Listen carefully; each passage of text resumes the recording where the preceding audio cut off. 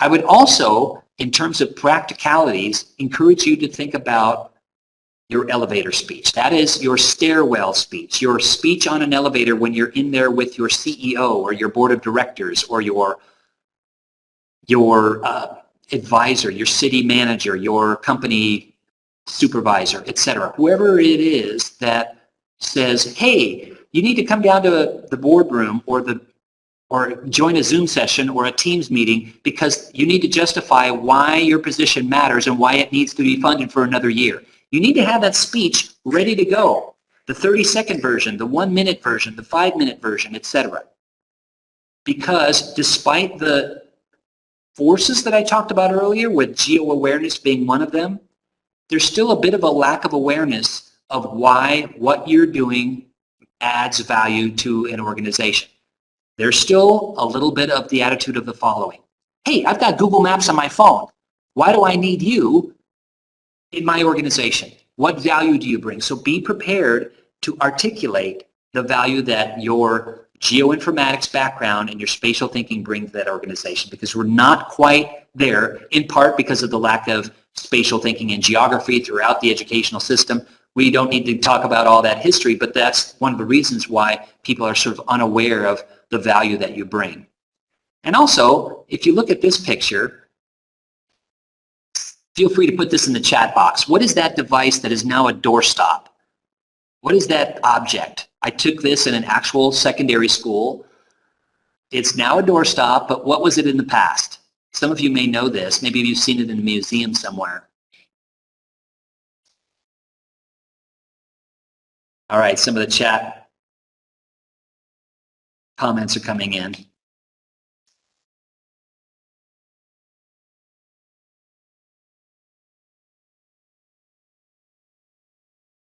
Anybody else want to?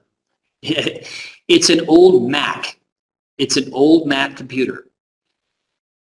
At one point, this was a valued part of someone's infrastructure. These were expensive back in the late 1980s, okay? They were innovative for their time. Now it's a doorstop. It's holding open the door. The devices that you hold near and dear, they're too light to be a doorstop. They're going to be a paperweight, okay? The point is, don't get too wrapped up in your tools, your hardware, your software. It's all going to evolve, correct? Keep this tool moving forward. This is, again, the most important tool of all. So I want you to think about that. I always advocate in terms of software, use the most appropriate tool for the job. Get the job done. In other words, meet your goals and your tasks with the most appropriate tool. I don't really care what kind of GIS tool you're using. Part of me cares. But if it helps you get the job done, use it, okay? Those tools will evolve. And again, think about this analogy here with this old Mac, okay? I also encourage you as follows in terms of your own pathway forward. I know we're kind of rapidly running out of time here, but a couple of closing comments before we get to what I consider to be the 5 most important skills going forward. This touches on what I was saying before, specializing versus the holistic view. It's another way of thinking about it. Develop your content knowledge in hazards, population studies, health, ecoregions, soils, water, hazards, etc. Okay? Develop that content knowledge. Because at ESRI, for example, and many other organizations, we actually care about people we have a group of statisticians. We want them because they know stats, okay? We have another group that knows about natural resource management, okay? They've got a background in land management, etc. We need those people for their content knowledge. So that's important. That's one leg of this stool of geoliteracy that I call it. The second one is skills. And it's not just the GIS remote sensing skills. It's skills in presenting. It's skills in data organization and management, and lots of other skills, okay? And finally, the geographic perspective. Even if you don't consider yourself a geographer, the geographic perspective is important in business, supply chain management, risk assessment, etc., other aspects of business, other aspects of human health too. ESRI has a health team. I think before 2020, people wondered, why does a software company have a health team? I do not think that people wonder about it anymore, to be honest. They understand, especially with COVID, the intersection between mapping and spatial analysis and health and why it matters, okay? But the geographic perspective, even if you're not a geographer by training or you're not really that interested in geography per se, the geographic perspective is going to be important in multiple disciplines. The holistic perspective, space, place, what's where, why is it there, and why should we, what's where, why is it there, and why should we care? That is my mantra. Okay, so I'm going to skip down to the last part of this story map to talk about the top 5 skills that I consider to be important as you move forward in your career. Again, these are debatable lists, I realize, and you may think that I'm leaving off something, and that's perfectly fine. We can have a discussion about it. But I would submit that being curious is the most important skill to develop as you move forward. While you're still a student, I would encourage you, ask questions that your professors are not even asking you. Okay, ask your own questions. That's difficult to start doing because throughout primary and secondary school, you would probably ask questions on tests, right? Standardized assessment tests. And you're asked to regurgitate a block of content knowledge that you've had memorized for the last several weeks or months on the test and somehow erase part of it so that you can memorize another big block of content for the next exam, etc. That's what we all have experienced in the past. And there are certainly advantages to having some knowledge memorized. Certainly, we could talk about that, but most of the questions that you've been asked in the past were for testing purposes. I would encourage you to just ask yourself questions, not all of which you can answer, but they're just questions, they're research questions. Have a list on paper or on your phone or some device where you're asking yourself these questions and just keep that running list there. What are you curious about in the world? And that develops tenacity to solve problems when you're asking questions. When you get into the workplace, we in my organization and many others around the world, they value people that can ask questions that even their supervisor is not even asking. So ask questions in the workplace that your supervisor, your board of directors, your other people are not even asking you. So you're curious about, why are we doing it this way? Maybe we should think about doing it this way. Interesting. And secondly, being able to work with data and being critical of it, I think is important. So important as we move forward. So for example, before the webinar started, I pulled up some layers here in ArcGIS Online. I've got the major ocean currents. I've got an ocean space map, percent marine protected areas, according to this 2008 data set, active hurricanes, cyclones, and typhoons. I've got the current weather and wind station data, etc. So within about 60 seconds, I pulled up these layers, okay? Interesting. Wouldn't it be great to have a legend on here? Look at this. Okay, very good. So the point is, we've got data for lots of different places around the world from the Internet of Things and so on and so forth, okay? The point is, where did those layers come from? Can I trust them? Can I use them to make a decision? So with the advent of these tools like ArcGIS Online and other ways of being able to quickly visualize, classify, symbolize, you have a lot of power at your fingertips. Now I could save this, I could make a web mapping application, I could make a dashboard, etc. That's all good. Sehr gut. However, I want you to understand the importance of being critical of the data. Now, my colleague and I have a data blog that came out of a book that we wrote called the GIS Guide to Public Domain Data. I know this sounds super boring. Woo. Okay? A data book. But it's really important as we go forward in this because this book said, okay, as of this point in time when the book was published, here are the issues.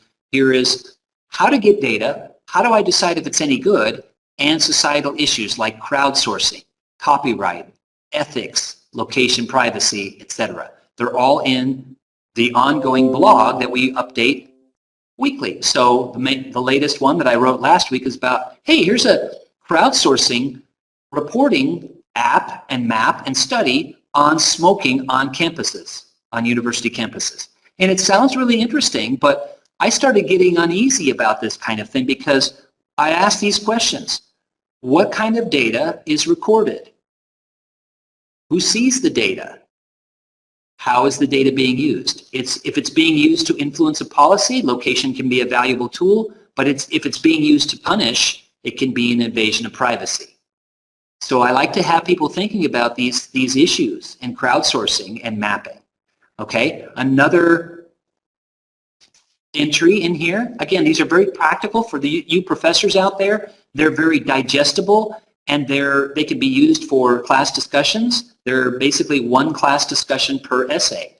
So getting people to think about even images you need to be critical of, right? Because images can be manipulated. So for example, here, you've got a set of images that I have in this particular blog essay, and look at this one. The moving vehicles had been removed from the image. Why? Because of maybe they were assessing the pavement type, or they were looking at adding a high occupancy vehicle lane or a mass transit line or something like that. But the point is, they've been manipulated. Not for evil purposes necessarily, just for good, but the point is the images can be and should be viewed in a critical way as well. Okay, so that is the point of this spatial reserves data blog, and I'll put this imagery one here in the chat box. You can explore others. It's all about where can I get data? How do I know if it's any good? And data and societal issues like ethics and copyright and so on. So I also have in here, because it's so important, I believe, to know how to find data, I have some modern strategies for finding geospatial data. First, have a clear vision. Don't just blindly go searching for data without what scale do I need, how often do I need it updated, etc. And a useful set of aids, for example, of how do I choose data with some flowcharts here that I think I also have. Start with the ArcGIS Living Atlas of the World, look at hub sites, etc. So I've got some practical advice in here. But that is, I think, key going forward. Being able to work with data and being critical of it and being organized about the data. Some of it's on your local device. Some of it is in your ArcGIS Online organization. Some is in your enterprise or organizational ArcGIS Online account. Some is out there in the ArcGIS open platform. Some is in the Living Atlas of the World. Some is on someone else's server. How do you manage it all? Be organized, and being critical of the data is important, and the ethical implications of it. Now, this number 3 set of advice, know your geographic and geotechnical foundations, I think is very important. Again, I think many people in an organization, I would argue all people in an organization, need to know something about geotechnologies. Now, you students, you're in the Geoinformatics program. You need to know a lot about geotechnologies. You're the ones with the deep and rich content knowledge in this area. So geodesy and projections and building a geodatabase and how to do analytics, that's all important. And I'm going to go rapidly through these so that we can have some question time. Be adaptable. I think most of you are from international backgrounds, and I salute your international perspectives that you bring to the community. We need that. We desperately need that. For those of you that have not had those international experiences, I would encourage you to seek those out. For me in my career, teaching in Kenya, the UAE, Taiwan, Australia, good on you, mates. She'll be right. Have been the most meaningful experiences in my entire career. At a conference, do something similar. Seek a community that you know nothing about. I just encourage you to go to a track that you know no people, you don't know what their methods are. You'll learn some things, you'll meet some new people, you'll learn about their methods. And so I'm encouraging you to do something that I'm practicing as well. And that is to expand your horizons even at a conference, even if you don't have those international experiences. And then finally, as I mentioned earlier, have good communication skills and being ready with your elevator or stairwell or whatever you want to call it, speech ready to go when asked to give it. Now, folks, I truly believe these statements. this decade will be exciting for geotechnologies, and you fine, wonderful students have a key role in achieving that goal. We're gonna get there. Yes, we've got some trends that are going in the wrong direction, but we're gonna reverse those trends, and you have a key role in achieving that goal. That wiser decisions, remember, this is the goal, not you learning more GIS. That's an enabling set of perspectives and tools for sure, but the goal is that wiser decisions will be made with the spatial perspective and the use of geotechnologies for a healthier, happier, and more sustainable future. Questions, comments, issues, concerns? How are you all doing? Well, thank you. Lots to digest out there. Just by coincidence, last week in this class we were talking about the Living Atlas. So part of your presentation ideas was just how to make sense of that, where to go with that, how to leverage what's there, not only to act in a kind of supply-driven environment, but take matters from there. So there was a lot of ideas, a lot of points, a lot of possible starting points for comments and questions. So please go ahead either by opening your microphone, and I'm going to allow this now. As soon as I find the right button for doing that, which should be the case now, so you can unmute yourself as well. And of course, the chat is a fair enough channel for getting back to Mr. Kursky. You come from very, very different backgrounds, so maybe some of you are hesitating and not immediately brave enough with stepping forward, but again, that's open season for questions right now. So, and those don't have to be questions, by the way, they can be comments. And as Mr. Kursky suggested, not all questions have to be answerable. Right? It's definitely valuable to put a question out there and leave it there. Yeah? We can get back to that.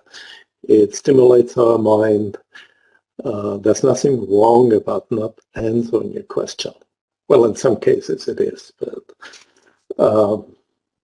I'm not talking any kind of exam environment or preempting any reactions out there. And yeah, thanks for sharing those links for this star map presentation, plus a couple of other ones.